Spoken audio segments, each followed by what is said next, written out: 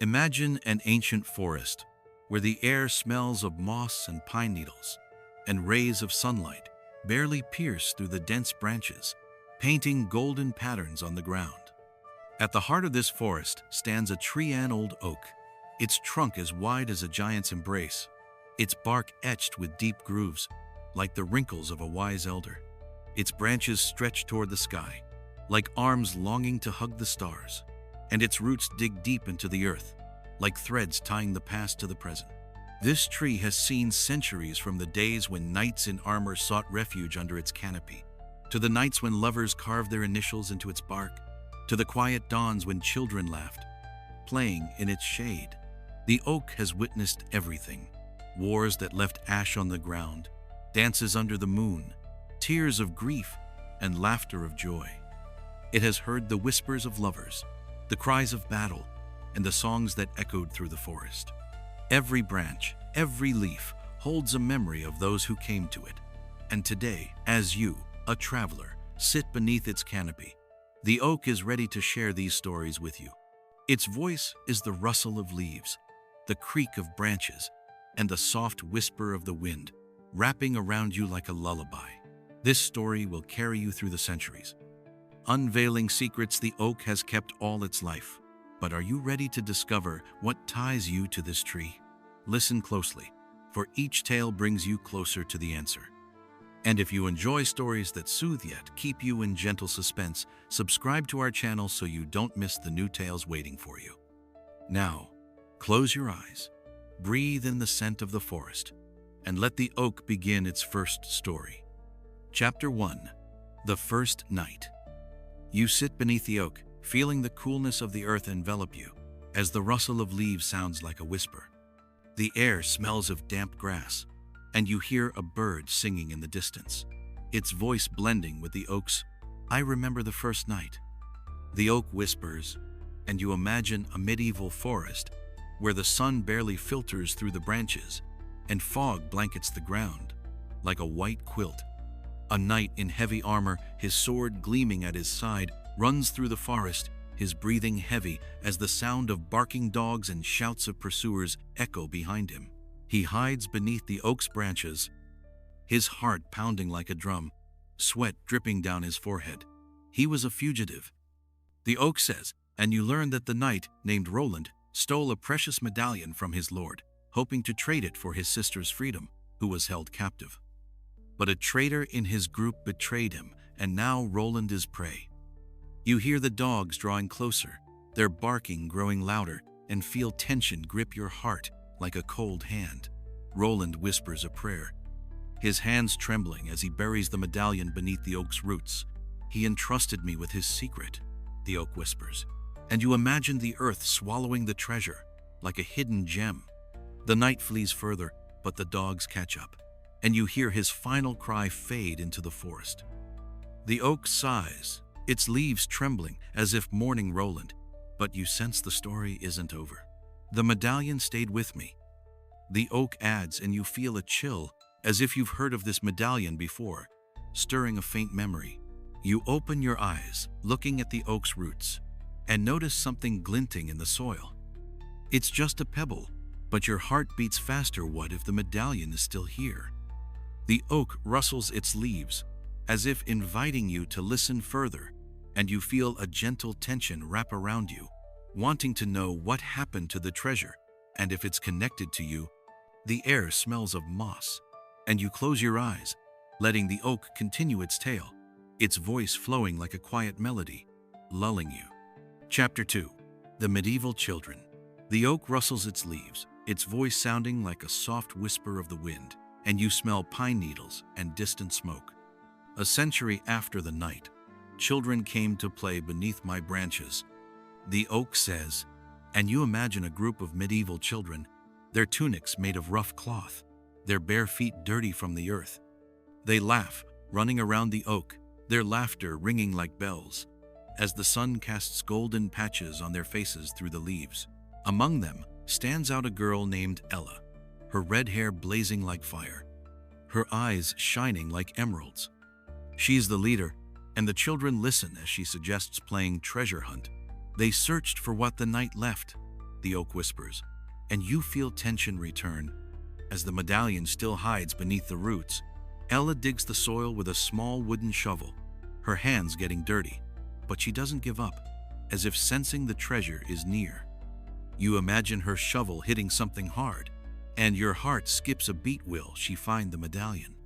But suddenly, a cry echosone of the boy's, little Tom, falls from a branch he climbed, crying as he clutches his scraped knee. Ella drops her shovel and runs to him, her face full of concern. She tears a piece of her tunic to bandage his wound, singing a soft lullaby, her voice like a soothing melody. She was kind. The oak whispers, and you feel warmth in your heart, but also a slight regret, as the medallion remains unfound. The children leave as the sun sets, their laughter fading, and the oak remains alone, guarding its secret. You open your eyes, looking at the oak's branches, and notice a small scar on the bark. Was that from Tom's fall? You feel the medallion is still here, and this thought keeps you in gentle suspense, wondering who will find it. The air smells of damp earth, and you close your eyes, listening as the oak continues, its voice like a quiet melody, lulling you. Chapter 3. Lovers under the moon. The oak rustles its leaves, its voice sounding like a whisper of the wind, and you smell the coolness of the night and meadow grasses. One night, lovers came to me, the oak says, and you imagine a night when the moon shines like a silver lantern and stars sparkle like diamonds. Two young people, a boy and a girl, hold hands, their steps quiet, as if afraid to wake the forest. Their names are Anna and Victor, and they fled their village, where their love is forbidden due to an ancient feud between their families. They sit beneath the oak's branches, their faces lit by moonlight, their eyes glowing with love and fear. They sought refuge, the oak whispers, and you feel their warmth wrap around you like a soft blanket. Victor pulls out a knife and carves their initials into the oak's bark A+V inside a small heart, his hands trembling as he works.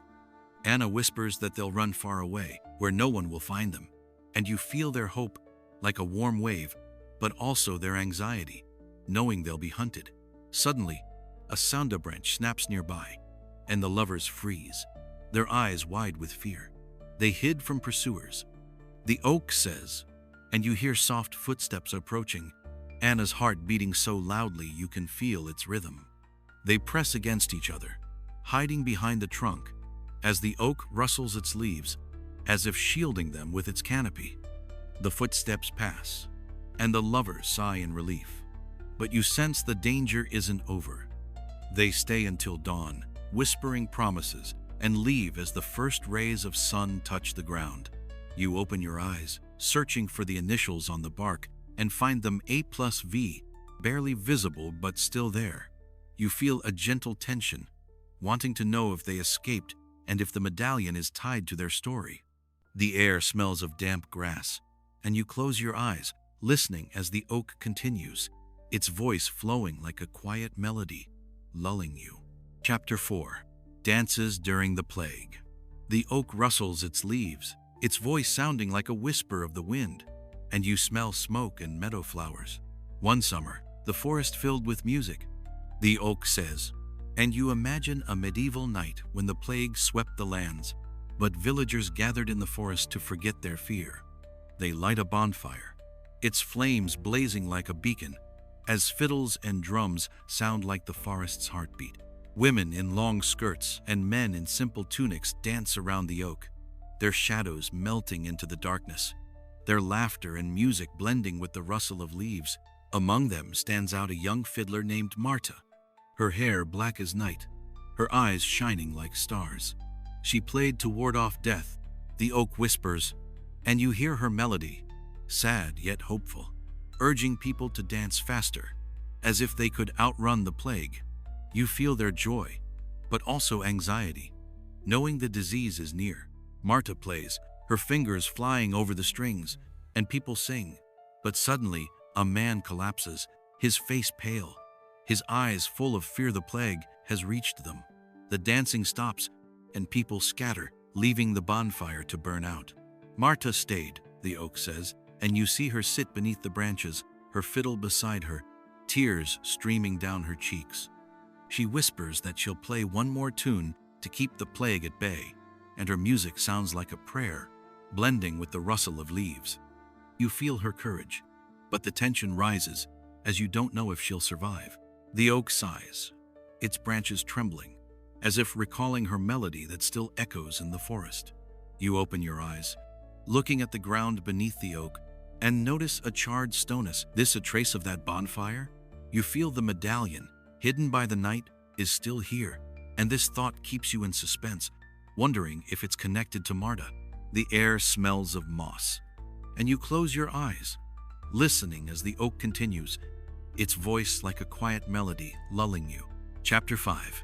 The Poet in the Storm. The oak rustles its leaves, its voice sounding like a whisper of the wind, and you smell rain and wet wood. One stormy night, a poet came to me, the oak says, and you imagine a night when the sky is torn by lightning and rain pours like the tears of gods. A young man in a tattered cloak, named Oscar, runs through the forest, clutching a notebook, its ink smudged by water, but he presses it to his chest, like a treasure. Oscar hides beneath the oak's branches, his face pale, his eyes filled with sorrow.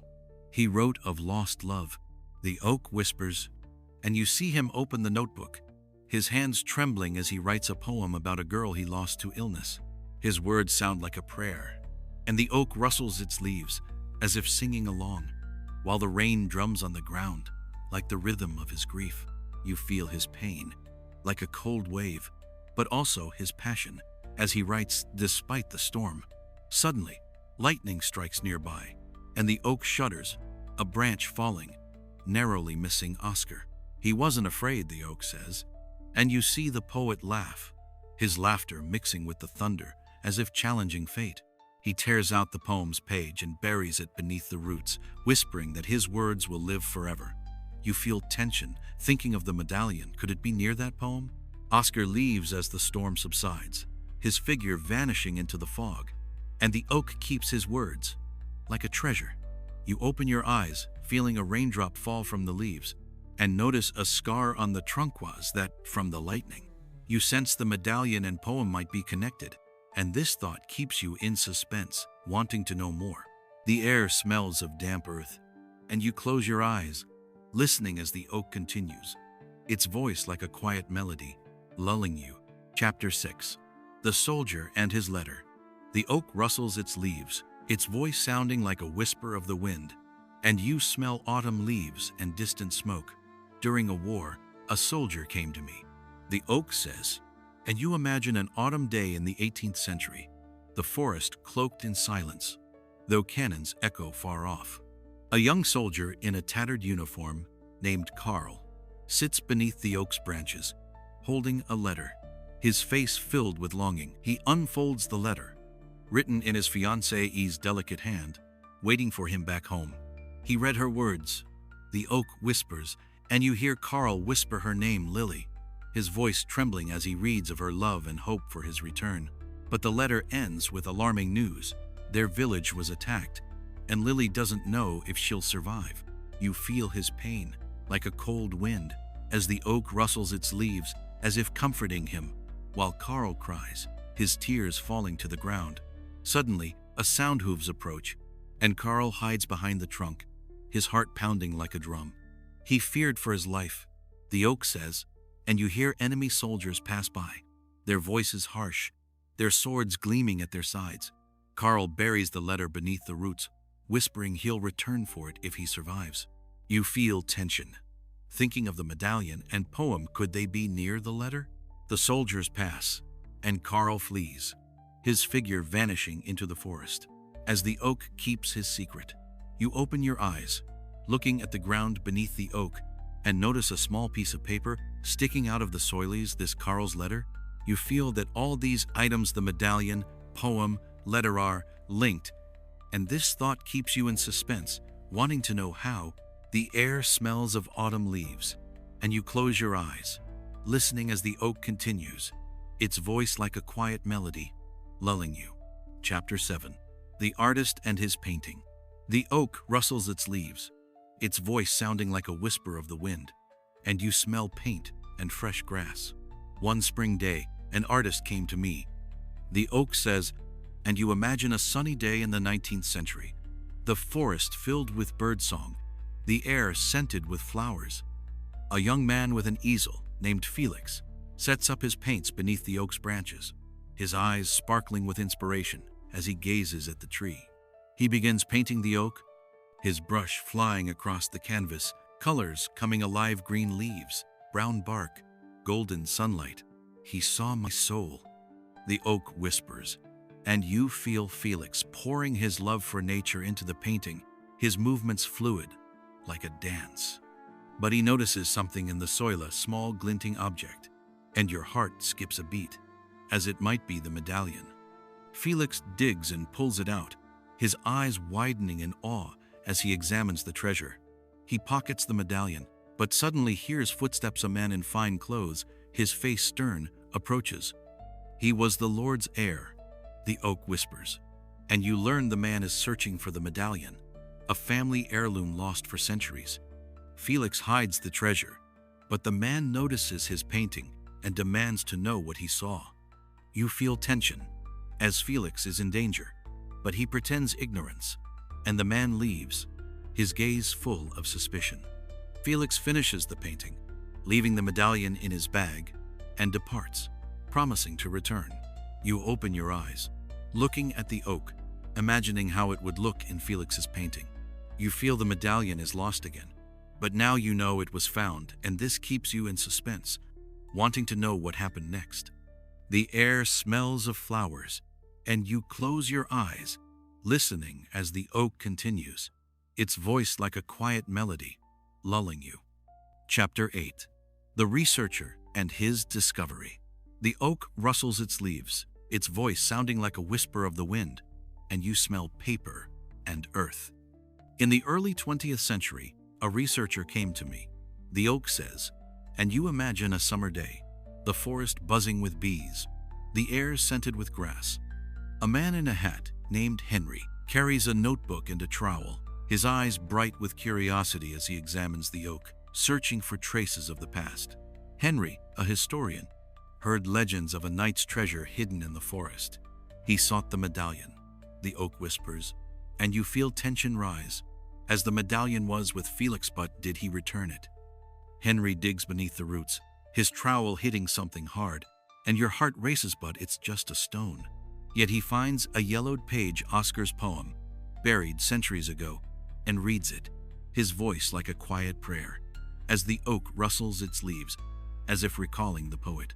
Suddenly, Henry spots another piece of paper, Carl's letter, and his eyes widen, realizing these finds are connected. He felt my memory, the oak says, and you see Henry jot down notes, his hands trembling with excitement. But the sun sets, and he leaves, promising to return, leaving the poem and letter beneath the roots. You feel tension as the medallion remains unfound, but you sense the answer is near, keeping you in anticipation, wanting to know what happens next. You open your eyes, looking at the oak's roots, and notice a small piece of paper sticking out of the soil. Is it the poem or the letter? You feel your own story is tied to these discoveries, and this keeps you in suspense.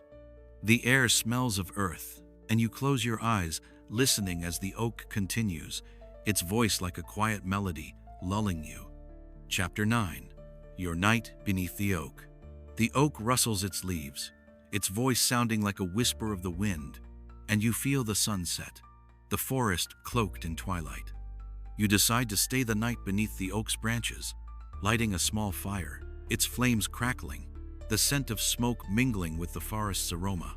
You've spent the day with me, the oak whispers, and you feel its presence, like a warm hand on your shoulder, as the stars above shine like thousands of tiny lanterns. You recall the oak's stories, the knight Roland, who hid the medallion, the children playing beneath the branches, lovers Anna and Victor carving their initials, Marta's dances during the plague, the poet Oscar leaving his poem, the soldier Carl and his letter, the artist Felix who found the medallion, the researcher Henry uncovering the poem and letter. You feel these stories intertwine, like the oak's branches, and suddenly remember an old family legend. Your grandmother spoke of a medallion that belonged to your family, lost centuries ago. You dig beneath the roots, your hands trembling, and find a small metal object, the medallion, its surface etched with spirals, a tiny portrait inside that reminds you of your grandmother's tales. You found it? The oak whispers, and you feel the tension peak, realizing your family is linked to the knights who once owned this treasure. You feel warmth in your heart, like you found a piece of yourself, but also a gentle sadness as the oak stories end. The fire crackles, and the oak rustles its leaves like a lullaby, soothing you. You lie on the grass, gazing at the stars, feeling your eyelids grow heavy.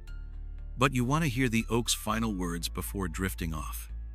The air smells of smoke and moss, and you close your eyes, feeling the forest wrap around you like a soft blanket, as the oak's voice sounds like a quiet melody, guiding you to sleep.